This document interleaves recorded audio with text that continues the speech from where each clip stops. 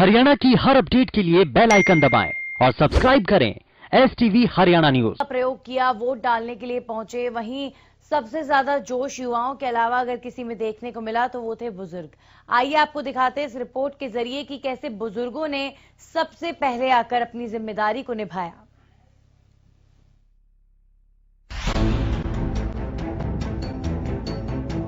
बड़ौदा हलके की जनता ने मंगलवार को अपने मताधिकार का जमकर इस्तेमाल किया।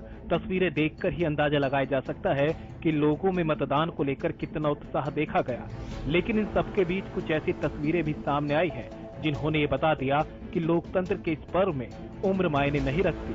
अगर कुछ मायने रखता है तो वो है जज्बा, जो उन वोट वीरों में देखा गया जिन्होंने उम्र को पीछे छोड़कर अपने नए विधायक के लिए वोट किया।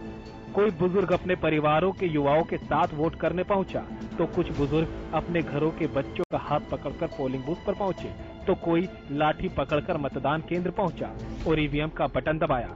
इन तस्वीरों ने ये साफ कर दिया कि आज की जनता अपने वोट के अधिकार को कितना महत्व देती है।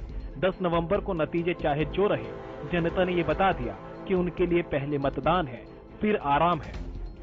Bureau report, Haryana news. तो ना सिर्फ वृद्धों ने, ना सिर्फ बड़ों ने, बल्कि किस तरीके से महिलाओं ने भी इस वोटिंग प्रक्रिया में बढ़ चढ़कर हिस्सा लिया है, आइए आपको इस रिपोर्ट के जरिए दिखाते हैं।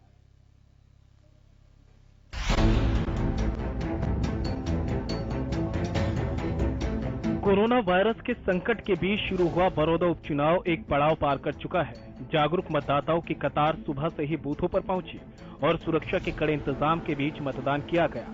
तमाम मतदान केंद्रों पर लगातार मतदाताओं को सोशल डिस्टेंसिंग और कोरोना को लेकर जागरूक किया गया। बचाव के लिए सैनिटाइजर, ग्लव्स और मास्क की व्यवस्था भी की गई।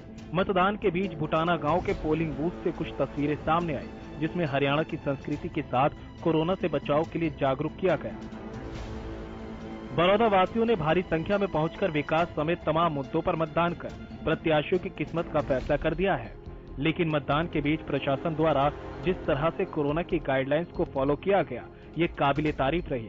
भुटाना गांव में डॉक्टरों की एक टीम पोलिंग बूथ पर नजर आई, जो लोगों को मास्क बांटकर जागरूक कर रही थी।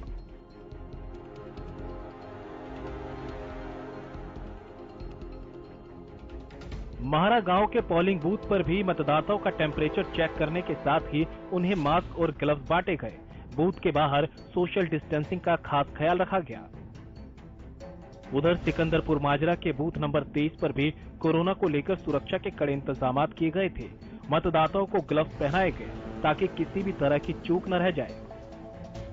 लेकिन इसी बीच भैंसवाल कला के बूथ नंबर 201 पर बिना मास्क के ही लोग मतदान करने पहुंचे।